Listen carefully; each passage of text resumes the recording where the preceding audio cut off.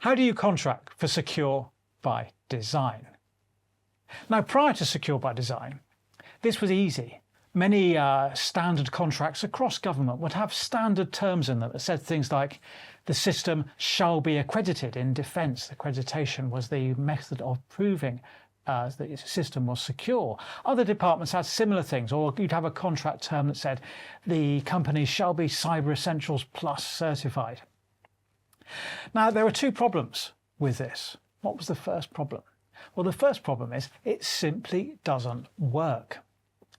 That is, when systems that have been through accreditation and have been formally approved by Cyber Essentials or some other body have had even quite trivial penetration tests conducted upon them, it's been found that these systems were not secure at all.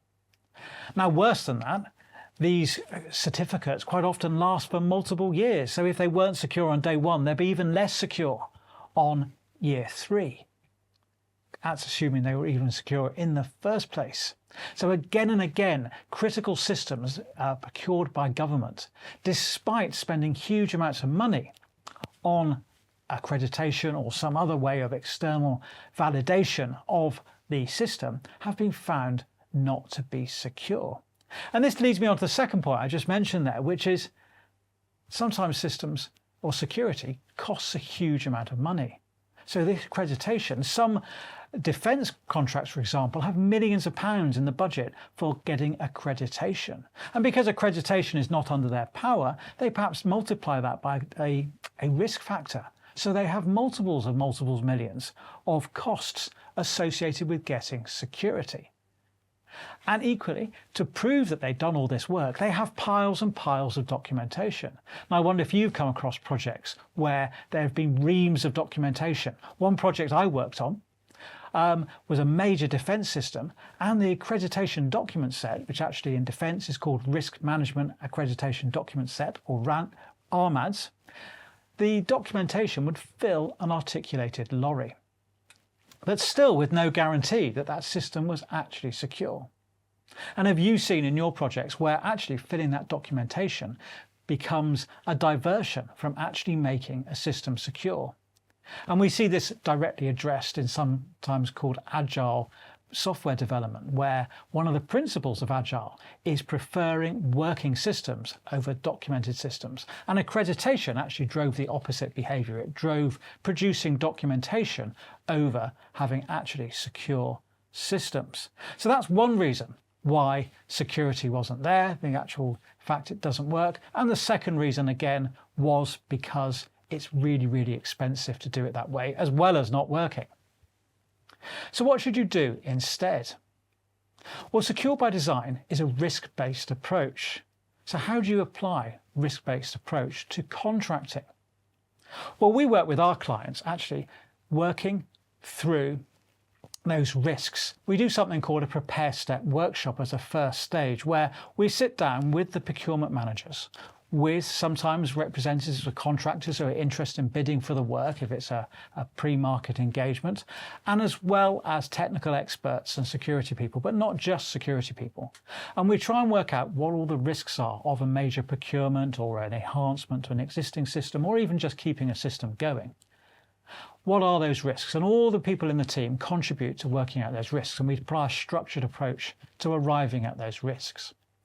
Now, the next thing we do with these clients is then get them to align those risks to the outcomes that they're trying to achieve. So what are the things that are putting what they want to achieve, what they want to deliver for their customers or their sponsors at risk? What's going to go wrong in this procurement? And then finally stage is then to put a number against these things. So actually the risks become something that has a budget against them. So we put pounds against those risks as well. Now that does something very special. And what is that thing?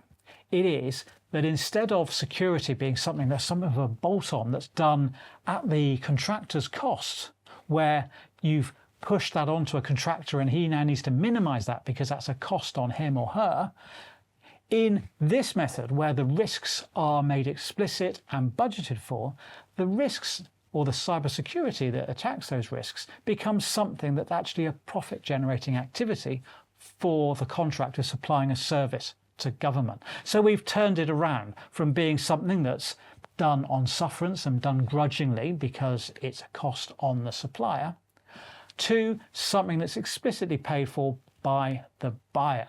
And that has the effect of aligning the buyer's interests with the supplier's interests. And we all know from basic project management, one of the first things to do is to get everybody's interests aligned, because that's the classic way of getting a really successful project started. Now, one company I worked with, one client, was an airport, a regional airport in the UK. Now, they have a surprising amount of equipment. It's not just the planes, it's all the ground equipment. Some of it's very safety critical. Some of it deals with things like infectious diseases that might arrive at an airport and need to be quickly contained. Now, they were finding that security was always being traded out by the things that people were supplying to them. Quite often, they'd have new systems delivered and they'd be delayed because they weren't secure enough to be plugged into the operating system or the network of the airport, and they would put a risk to other systems. Sometimes the costs would escalate to try and make them sufficiently secure so that they could be sure that they'd work. And other times they had to just simply live with things that they knew weren't adequately secure to do the job that they were required to do. And we're talking about planes landing and things like that. So actually there's very serious risks here. So we went through them with this prepare step where we actually worked out, how do you actually buy these things better? How do you define your risks? How do you put budgets against the particular risks that you want to make sure that are resolved? And there are many ways that they can do that at the contractual stage. You can decide to treat a risk by giving it money. You can transfer it by making it part of a different project. Or you can decide just simply to tolerate it, for example. Now, working through these exercises with them had some surprising results, you might think. First of all, actually, projects got delayed less often because all the work about what risks to attack and to tolerate and treat had been done before the contract had been set. And everybody knew how much money was going to be spent or whether something was going to be tolerated beforehand. The other result is actually projects became cheaper because by making the cost of security, something that you pushed onto a contractor, actually they didn't really control that cost and they put a lot of risk against it. So they would hide that, and that would end up being padded into the contract and making the contracts much more expensive than they needed to be. So actually they started to find that the contracts were delivered on time, to budget more often, and were more cyber secure, all because they'd done the hard work at the beginning of a contract and started to specify what risks they wanted to do. Now, this is something we teach as part of our Cyber Design Accelerator.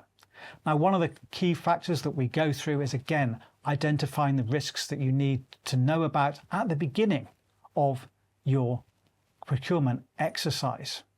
Identifying those risks, aligning those with your objectives. What are the risks to your objectives? And finally, putting numerical amounts against those risks where you've decided to tolerate or treat them. And that is a system there that you can now use to get better contracts in Secure by Design. It means you can rip out huge amounts of contractual requirements, huge amounts of paperwork, and you can allow your contractors or your suppliers to focus on producing what's really important to you and doing it in a way such that security is contractually baked in to the systems that they're delivering, not something that they regard as a burden on them. And we do this in partnership. If you'd like to learn more about how to do this in practice, please don't hesitate to get in touch.